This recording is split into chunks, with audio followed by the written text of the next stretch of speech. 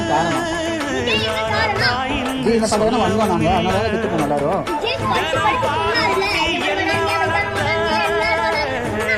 Tight போகிறோம்னா இல்லையா விஜய்?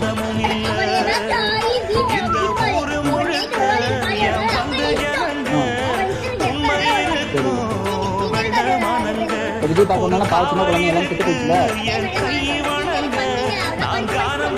என்ன சொன்னாரு?